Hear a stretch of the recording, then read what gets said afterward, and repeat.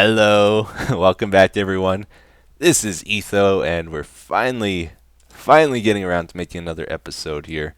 Um, Forgive me. I apologize, guys. This episode's like 2 or 3 days later than I would have liked, and I'm so sorry. But here's the thing: it's not because I've been lazy about doing stuff in my world here. It's because I'll tell you what's going on. It's because I've been obsessed, absolutely obsessed with completing Wilson. I've been working on Wilson's this thing here, by the way. The Tamagotchi pet remake thing we're trying to do here in Minecraft. I've been working on this for hours and hours, and it's like every time I come into my world here, it's like I just want to work on it a little bit more, get a little more done to show, and hopefully you guys will find it interesting when I finally get to recording it, because this project, like, I know you guys really like the idea and you want to see it up and running, but the actual building of it is, very slow redstone work involved.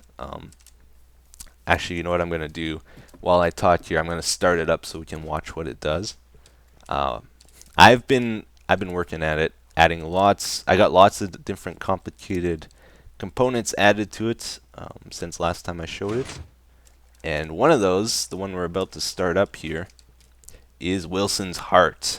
This handles all the updates and all the crazy stuff you see back here. This is what drives it all, his heart. Once we boot this up, he's actually going to start running. So all I got to do is connect this, and we'll probably get quite a bit of lag because it's running faster than I want it to when we actually enter beta testing for Wilson, when his first official life begins. Oh man, this is the first time I started it up. Let's go on the outside first and just see what it's doing. Yeah, so I think what we'll do this episode, I'll give you guys like a status report of where we're at with this project, and we'll go in the back and see some of the wiring working, and then I'll get you involved with some of the planning and research for some of the other components we got to add to this yet. And then hopefully later we'll go do something else too. Something a little less time consuming and different. So, first of all, actually, the kind of goal or game behind Wilson here is I want to try to keep him alive long enough for his age up there to fill out all the way to the end. So all 15 lights turn on. And if I do that, I'll feel like I won the game, basically. Because Tamagotchi was like, it was considered like a game. You want to try to keep your pets alive and healthy, and that's what I want to do with this too. So, the age, let's go on up here real quick. I've showed this before. You know those variable things? Well, he has an age variable. Really? Where? Must be down below somewhere. Hopefully there's no creepers. Okay, so you saw that? Every time the heart beats, it sends a pulse to this wire, and that goes to this dropper here. And then it sends one item from here into this, and this is basically how old Wilson is right now. He's 20 out of 576, because that's all this will hold. And he's running a lot faster than he will when he's officially done, because I'm just testing it right now. If we take that number 576 and if we were to make his heart beat once every minute, or for him to update every minute, 576 minutes divided by 60, that's like 9.6 hours it would take for his age to get all the way up. And even that, I think, might be a little too quick, so we'll probably make that move only every 2 or 3 minutes.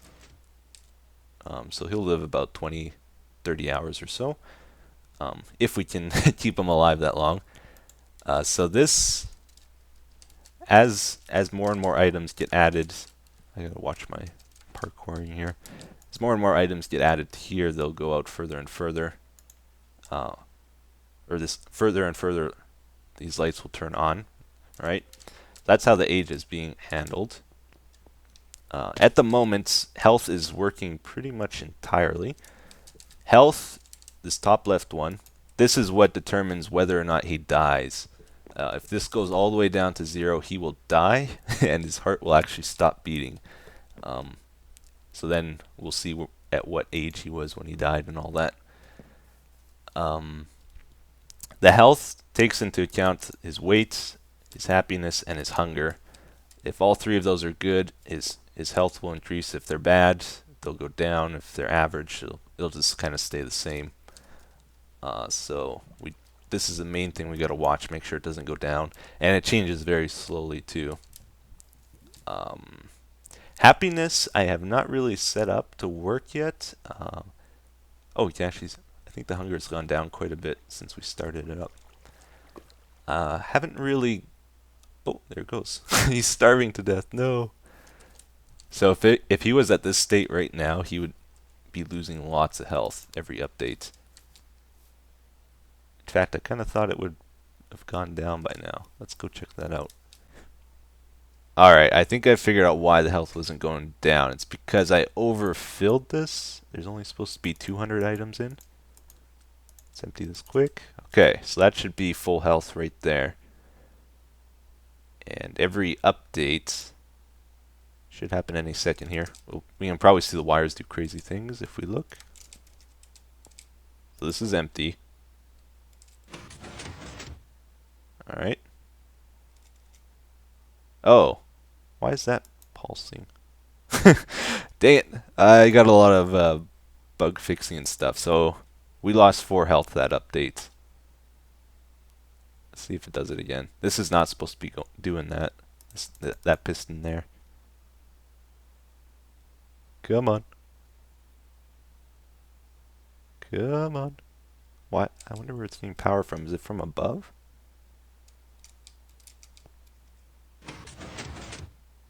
Huh. So yeah, you saw all the pulses in this one is decreasing the health. All the pulses in this one is increasing it per update. And it balances out to being a loss of 4 every update at the moment with the current health and weight and happiness stats.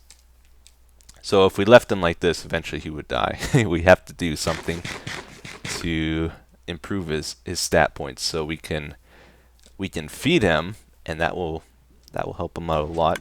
We can feed him steak, and then he gains some health or some hunger, quite a bit. We can also feed him cookies. These give him food, and they also give him happiness, 6 points of happiness. But they also increase his weight a lot. Oh, he's looking better now. As his happiness increases, his face changes. This weight here, this weight stat, it's like a reflection of his hunger over time. If you overfeed him, like if you give him too much food at a time, he'll gain weight quicker. If you don't feed him, like if he's starving for long periods of time, his health or his weight will slowly go down as well. This changes pretty slowly. Ideally, you want it to be at level 3 here. But yeah, to manage his weight, it's going to be pretty interesting, I think. Like every update, it decreases by a little bit. Like you just saw it go down by 1 there. If he overeats, it increases quite a bit. If he's starving, then it's really going to decrease. So there's a bit of a control method to it. Oh, poor Wilson. Let's give him a cookie. There you go. His weight went back up. Cool. Alright, let me try this again. You can see the stats have changed since my last time because I keep messing up my recordings. I don't know why. We'll try this again though. I just want to take you on a quick tour through some of the new wiring stuff.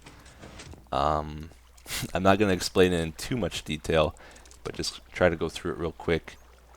This is the food detection system. You've seen that before. This goes to these hopper timers. I replaced all the repeaters we had here with these. And we can control how long this wire stays on based on how many items we have in this hopper. So this one is for steak. When Wilson eats steak, there's 7 items. This one is for when he has cookies. I don't remember exactly how many pulses that works out to, but we can try fake a feeding here. This turns on, and this was pulsing as that was on. This adds food to his hunger. Up here, it branches off a bunch of different directions. That's to his hunger variable over there. It also goes to this. This is what determines if he's overeaten or not. There's a small buffer here that replenishes over time. So I think a steak takes away around 20 or so cobble. So if you give him 2 steaks in a row, he will gain the double weight penalty for 10 of those points or so. Right? I don't know. Something like that. This is the bladder system. I showed this in a video not too recently and sort of explained it. I have to make some adjustments with it. It's not set up properly yet. Oop. Leave us alone. There's wiring going all over the place around here. Every component seems to attach to 2 or 3 other things, so it's really hard to follow what everything does. The other really important thing I've added, though, there's a timer here to reduce his health by 6 every update, and then it gets re-added based on his other stats. This is a thing I've added for determining whether or not he's sick. If this redstone block is to the left, he's sick. If it's to the right, he's not. And that is determined by his immune system. As crazy as it sounds, up here. So this is a randomizer based on how healthy he is. He has a lower chance of getting sick if he's healthy and a higher one if he's unhealthy. This is just a bunch of hopper randomizers. Every update it goes to this one. If that goes through, it goes to here, and it will send a pulse into those blocks if he's unhealthy. We can fake it. Let's take away some of his health. Right, so 2 of these pistons went out. Right now he's probably at 2 health maybe. Oop. It's so hard to show you guys stuff here. It's a disaster. Yeah, so he's at 2 health right now. So now every update, this receives a pulse, this thing here, and if it happens to work out that the sword goes into the hopper, it will send the signal all the way to here, and all the ones that have a block in front it will send to these other randomizers. And the more of these that get activated, the higher chance he will get sick. And that goes to here and to this piston, which then sends this out as an RS NOR latch. Crazy. Right? Let's see. Let's force this. We'll make him get sick by force here if we can. So 1 in 9 chance of this getting triggered. Come on. Oh, we are just messing him up. There we go. So that got triggered. And I don't know if this randomizer... No, so he didn't get sick this time. Because out of these 2 hoppers, the sword didn't go up when it received a power pulse. So it's very rare that he's actually going to get sick. If he does get sick, though, this extends. We'll just really forcefully make him get sick now. Okay, that makes this piston go out as well. This line of wire here is what increases his health. So when he's sick, it's not possible for his health to increase. It'll only decrease until we cure him. So if he's sick, he's going to die really quick if we don't cure him.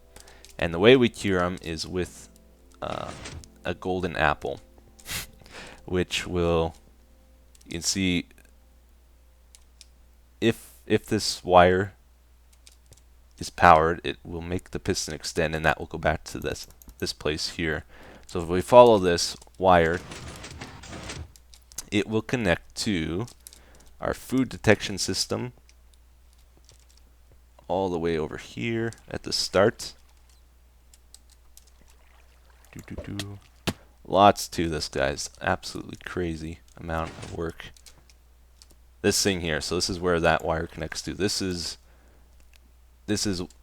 what detects if we gave him medicine or not. So if we give him an apple, that redstone block will go back to the not sick position. Let's do that. I don't think we can get there quick enough to see it happen. Oh, yeah, we missed it. Happens pretty quick, so it's back into that spot. So he's not sick now that we cured him. Oh no. I guess that's it for Wilson for today. I've been running around here getting ready for our next project, neglecting him, and when I came to check on him, he's gone. He's dead. He ran out of health, and that was actually a pretty good test though, because I can see he made it to level 5 for his age before he died. That's with me neglecting him. I think he was at like age level 2 or 3, where we were still here and kind of feeding him, and he wasn't totally suffering at that point. So if he's at good health and we leave him alone, it looks like he'll only make it like 2 bars on his age before he dies. So that's about a good setting. And if we go check it out, we can go see his heart stopped. Down here. Just real quick. I've spent longer on this today than I wanted to already. I had some other things planned, but we'll do it another time. But yeah, this is his heart. It's not moving. Basically what happens is it sends out a power signal to this block, and that prevents the hopper timer from running anymore until this becomes unpowered. And that's just connected to his health stat. But yeah, let's move on. We're going to go on over to the new village we're making, the underground village. Wait a second. Feeling lost. Yeah, down here. Down this way. I always I always forget which cave I have to go to get here. So I saw this post on Reddit a little while ago that I really liked. Somebody made like this medical station out of a zombie spawner to create villagers. Like it's like the villager purifier thing. I think we're gonna build another one over at our village here, just because there's a zombie spawner pretty close to here, and it would be a lot more convenient than trying to transport them from our other one through the nether and all the way over here. So let's give that a shot. I think it'll be fun. So the zombie spawner is just down here. It's about 50 blocks away or so. Up these stairs. Right here. Alright, so let's get it going here.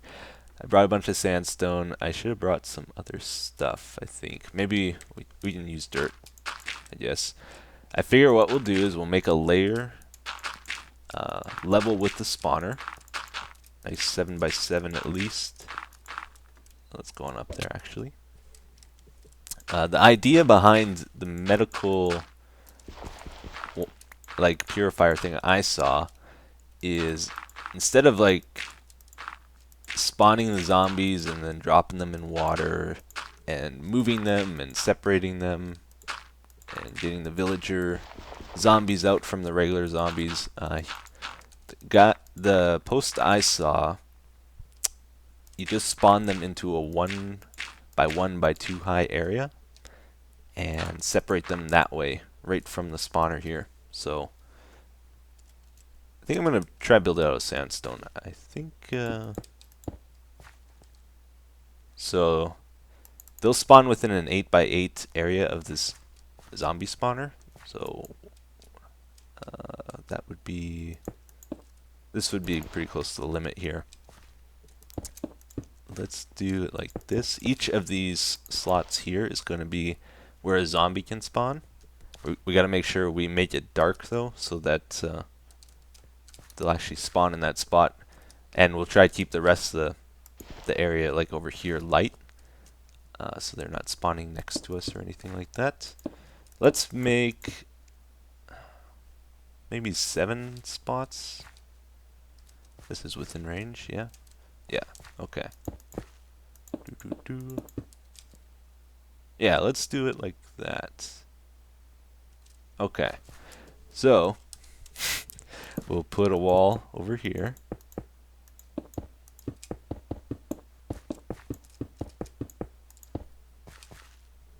Alright, cool. Let's... Oh, hey.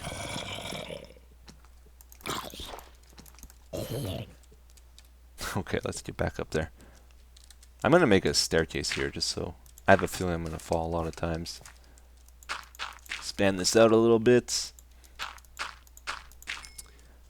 So the idea I have, let's put half slabs like this. I want to be able to see the zombies but still make it dark so that they can spawn within these 1x1 areas.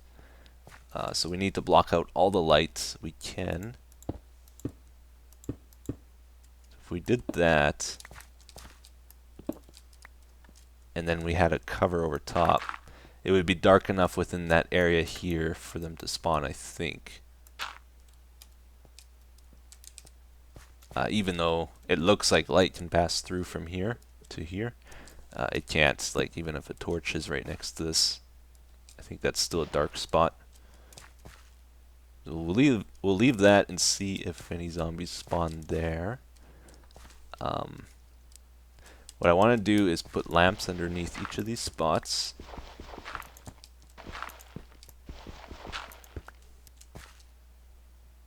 Oh, look at that. Okay, so he did spawn in there. Even though it's bright outside here, no zombies will spawn outside, but they'll spawn within each of these little compartments we're making, which is good. Then what I want to do, on top of each of these lamps, put a pressure plate, so that when they do spawn, they will turn the light on. Can I place it? Yeah, I can. Turn the light on, and also maybe activate some redstone stuff here.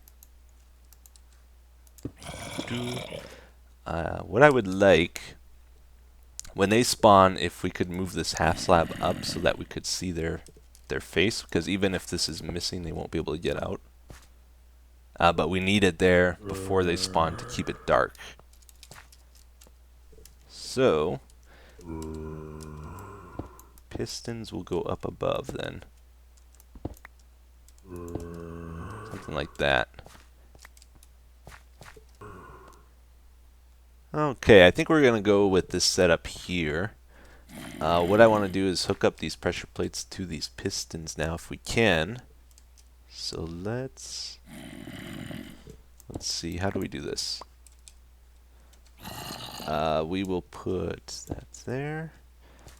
Something so they can't get out. What I want actually is to let them out here. So have pistons down below, like that. That will make these slabs retract in that, so that they can just walk out when they're down.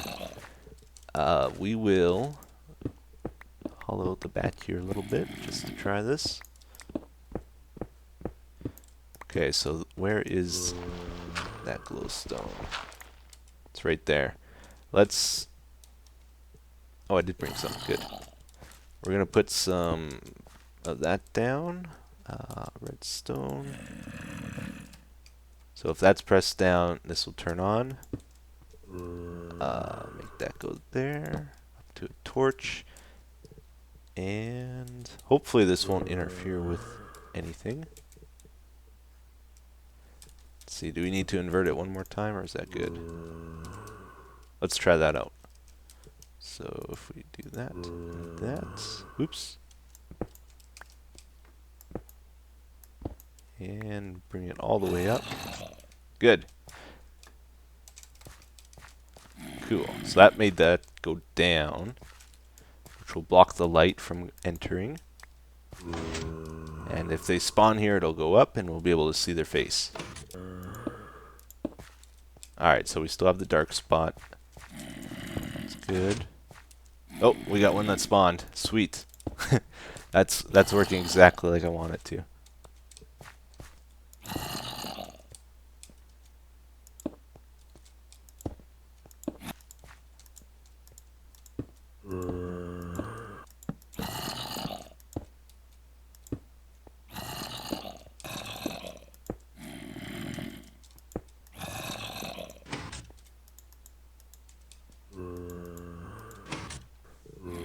Okay, well this seems to be working pretty good. So what we're doing is we're trying to separate them and get a zombie villager to spawn in one of these, and when they do, then we give them the weakness potions and the apples and convert them into real villagers. Did he drop it? No. They never drop it. And when they're dark like that, it's really easy for them to spawn. So it seems to work pretty good. Now the only thing is we want to make it look a little bit better if we can. Oops, oops. What did I just break? Okay, let's try this again. We'll put stairs at the top here. It might make things too claustrophobic, we'll see. I don't want it too tight in here. But that would cover up the pistons. And then this would probably be slabs. Hey, we got a villager. So what you do is you throw the weakness potion on him and give him an apple. And that will get us a villager. Then we gotta move the villager out through our tunnel here. And we should probably fix these lighting errors. Yeah, it's working, guys. Very well. Very nice. I want to polish it up some more yet, but let's do this.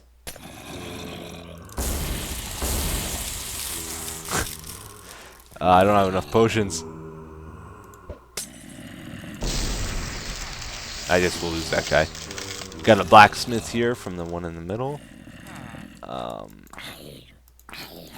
One of these times I'm going to get chainmail. Trust me, it's going to happen. But yeah, that's pretty cool.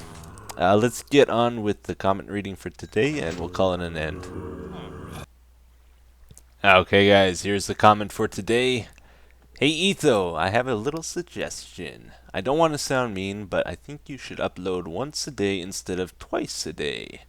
I've noticed that you upload UHC and something else, and then the next day you don't upload anything.